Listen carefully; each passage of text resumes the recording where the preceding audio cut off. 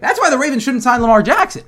Because once you do that, you're finished. You're committed. You're finished. You can't move on to another quarterback, Meisty. And that's what I've been saying all offseason. The Ravens should not sign Lamar Jackson. They should not commit to this man. He has not proved to be a consistent enough passer to take you to the promised land. That's why they haven't had much success in the playoffs, because he hasn't played particularly well in the playoffs. It's not, people always love to say, well, Lamar Jackson is like 30 games over 500 as a starter, which is true, and it's great. And the Ravens can win with Lamar Jackson. It's a winning formula. He's a dynamic rusher and an up and down passer. But in the playoffs, you do need to have put together a string of 3 games passing the ball efficiently, and he has not shown the ability to do that in 4 years. That's the problem. So let's discuss that real quick. First of all, the Ravens are going to draft a quarterback in probably this first, second, third, fourth, fifth, sixth, or seventh round this year, and that quarterback will probably be playing by week 6. And we will find out if that is the future quarterback of the Ravens. And the Ravens might, by the way, get screwed over and not get what Lamar Jackson's really valued at. They might get just a first round and a third round pick. But if this guy that your next draft guy, and it's not, it's someone that you're like, oh, whether it's Stetson Bennett or some other guy, I don't know, right? At the end of the day, if that guy is your future quarterback, then you just dump Lamar Jackson for whatever you're going to get. And you get what you get, and you don't complain. So, you think Lamar's not going to be a Raven come this season? I think no. I think that he'll be injured by week 6 as a Raven. So that's what you're saying. Whoever the next quarterback is will get an opportunity to play. Yeah. Well, see, that's the thing. I think he's going to be a Raven too, just because I think other teams have caught on, Meisty. Like, everyone's getting smart now. Last year, we were talking about it in the offseason, and we more had the perspective of, well, it's Lamar Jackson. He's a unanimous MVP. We didn't, but, a lot of the media did. He's a unanimous MVP. Of course the Ravens are going to sign him. And you and I were looking at each other, Meisty, and we're like, I'm not so sure if that's the case. The Ravens might not sign this guy. Like, look at the Ravens' history. It's not so simple that they're just going to invest $200 million guaranteed into this man. The Ravens are a very calculated organization. They've always been like that. For them to dump all the salary into a guy that's a question mark in terms of his injuries, question mark in terms of his pocket passing ability, is not so simple. We know the Ravens better than that, and that's what's happened. Now they're playing games. They put the non-exclusive franchise tag on him. Now another team needs to match, which it's not going to happen, and therefore the Ravens are going to have the upper hand on the contract negotiations. Quite frankly, Meisty, this was genius by the Ravens. I looked at it at first and I'm like, well, I think the Ravens could have got. I thought the Ravens could have gotten 4 first-round picks for Lamar Jackson. As the offseason was progressing, I think we were starting to see that wasn't the case. That the Ravens cannot get that big of a haul. 2 first-round picks might be what they would have gotten anyway. Might be, maybe a little more than that. But anyway, point being, now put the pressure on Lamar Jackson. Put the pressure on the rest of the league. The rest of the league's not going to want to do the work for the Ravens. They're going to say, no, we're not going to do your heavy lifting for you. Forget it. And they're not going to sign him. And Lamar Jackson's going to be left with no market except for the Ravens. And the Ravens are going to pay him less than Lamar would have wanted. This is genius, quite frankly, Meisty. It's genius. Okay, so let's look at it. So we're talking from the Ravens side, and me and you have only looked at it that way. But let's talk about where Lamar Jackson is, right?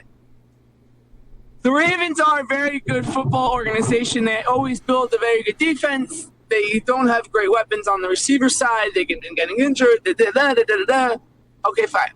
But the Ravens have a high-powered offense that have been able to score a lot of points over the last years. They've have it's a historic numbers, and fine, right?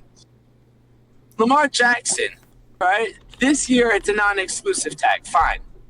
He plays, he gets to pay, he gets a nice paycheck at the end of the year. Very nice, right? But what happens? Let's say he wins the Super Bowl this year as a Raven. There's a paycheck at the end of the year for him. Huge paycheck if he wins the Super Bowl, right? Agreed. If he finds a contract that he likes right now before the season starts and the Ravens match it, he makes money or he makes money. So he's looking for a contract right now. Fine. But at the same time, he plays this year. His hope is he doesn't get hurt. That's what he has to hope for. Yeah, but what are the odds they're going to win the Super Bowl? I mean, that's like a stretch. Like, I don't understand. From Lamar's perspective, this is a loss for him. This is totally a loss for him because now what's going to happen is he's going to explore other options. The Ravens are going to let the rest of the league set the market. They're going to say, fine, you know what? You think you're worth $200 million plus, Lamar? Go out and explore it.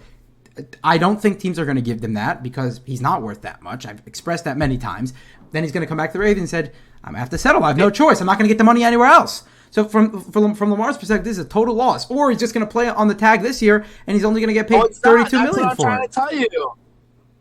No, you have to look at it from him. The way he's looking at it is different. He's looking at it as, look, right now I can go to all 31 teams, even the Ravens are 32 teams, and he can negotiate with anyone for a contract right now, right? Okay. And then he can make money. So if no one's going to pay him, fine. But he gets a guaranteed for what he's got guaranteed this year. $32 million. $32 million. It's a nice paycheck, right? Whether he makes it through the full season, whether he gets hurt. So in his hope, he doesn't get hurt. And he wins a couple playoff games. Or, makes the AFC Championship game. He makes the Super Bowl. He wins the Super Bowl, something. If he wins the Super Bowl, the Ravens might just have to pay him. He might just have to. And if they don't pay him, someone else will pay him. And right? if they don't win the Super Bowl, then what happens? Wait, hold on. Then what? Then the Ravens still have Lamar Jackson. If he doesn't get hurt and he wins, let's say, one playoff game or whatever, right? Like, where does he go, right? So where does he end up now? Yeah, you say, oh, well, if he gets hurt. Okay, so if he gets hurt, then he deals with the Ravens still have to deal with him. Or the Ravens could cut him, but then the Ravens are screwed. And he could go to a team for free on whatever price he wants. You might have to take a pay cut. He knows he's not worth the $300, $250 million. Fine. But he'll go and make sure he secures the bag this year. Yeah, but you're looking at it from the perspective if everything pans out. If he has a successful year, if he doesn't get injured, if he wins a playoff game or two. What if he doesn't, which I think is a more likely scenario in that, let's say it's not a successful year, they don't make the playoffs, they don't win a playoff game. The only thing that could go wrong for him is if he gets hurt. Let's say they don't win a playoff game. Again, they don't win a playoff game. Teams look at that and they're like, well, he doesn't win a playoff game. Then what? Okay, whoa. So that's wrong with that. Then what? Yeah, so then what? The Ravens do what? They trade him away to who? No one wants him. So exactly. So then Lamar is screwed. He's not getting paid. No. Hold on. No team's going to trade for him. No team wants to give up picks. But if the Ravens cut him, then he can go to any team he wants, a team that just needs to fill the seats. You bring in Lamar Jackson. You hope he stays healthy for a couple of games. You try to give him more help. And, whatever. If you're the Buccaneers, you're that. So, yeah, he might not be able to ever secure the big payday, but he'll always be able to find a team. The Ravens here can get screwed over if no one wants him. If there's no trade market for him, then they don't have to pay him that much because there's no market to sign him for a lot of money. So they're not competing against anyone salary-wise. Either way, it's a win for the Ravens. Who's the Ravens? Yeah, the Ravens. Oh, okay. If there's no market for Lamar Jackson, there's no market for him both financially and in the trade market. So what's the difference? And the Ravens could just pay him for less. The Ravens have no problem signing Lamar Jackson to a smaller deal and keeping him. Yeah, that's what I'm trying to say. So right now, this year, $30 million he just got from the Ravens. Fine. He's the quarterback. If he gets injured, then what are the Ravens going to do? They're going to cut him. They're going to trade him for whatever they can get. Fine. He goes to another team. That team pays him very much little, but he makes more money. Now he makes another little bit, but he'll never not have a team. He'll always have a team, but okay, wait. We're talking about it in the layman's terms. $32 million is a lot of freaking money for us, but like we know, Daniel Jones just got paid $40 million in his first year. There are like a dozen quarterbacks in the NFL making more than that per year. Lamar Jackson sees himself as the best quarterback in the league. People see him as this unanimous MVP. This man wants to be the highest paid quarterback in the league, at least top 5, at least top 10. He's nowhere near that right now with $32 million. And if this year does not pan out the way that he wants to, he will never be near that. Therefore, this is a huge loss for Lamar Jackson. He'll never be getting paid like a top-notch quarterback like he wants to. That's what Lamar Jackson thinks. I'm the best quarterback. Okay, but you're taking the one scenario. Every other scenario, except for them making a Super Bowl run, does not work in Lamar Jackson's favor. And we know how hard it is to make a Super Bowl run. Bottom line is Lamar Jackson thinks that he's one of the best quarterbacks in the league. He thinks he should get paid like it. He is not getting paid like it this year if the Ravens don't give him the contract that he wants. The Ravens now have the leverage to not give him the contract he wants, being that other teams are not going to want to do the heavy lifting for the Ravens. And then the Ravens are going to be left saying, we're not negotiating with anyone. We're not fighting with anyone to negotiate with Lamar Jackson. We're going to give him less. We're going to give him on our terms. Or he's not going to take a long-term contract. We only have to pay him $32 million. That's a bargain. $32 million for a quarterback in his 6th year that's a starting caliber quarterback in today's NFL is a bargain. The Ravens are geniuses. What, for 4 games, for 5 games? What? It's a bargain? You don't know he's going to get injured. I don't know what's going to happen. But when you look at it before the season, right now, you look at it before the season, you can't predict what's going to happen during the season. You have to look at things in terms of the offseason, right?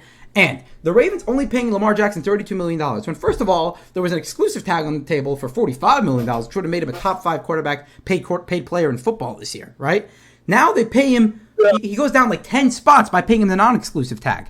Everyone said it was risky because, well, everyone said it was risky because teams can match it now. But now we're seeing that maybe it wasn't so risky. Maybe it's the best thing that could have ever happened to the Ravens. Let Lamar explore the market, and once he sees there's no one interested, if someone's interested, great, the Ravens get 2 picks anyway. If someone's interested, the Ravens don't want to match it, they get 2 picks anyway. No problem. We'll take the 2 picks. We'll move on. We'll build a great roster. We already have this great roster like we always have. Fine.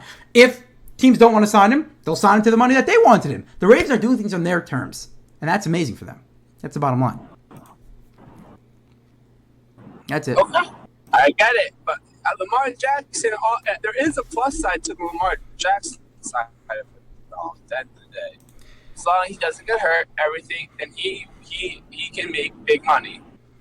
We'll see. I guess He just has to not get hurt. He just has to not get hurt.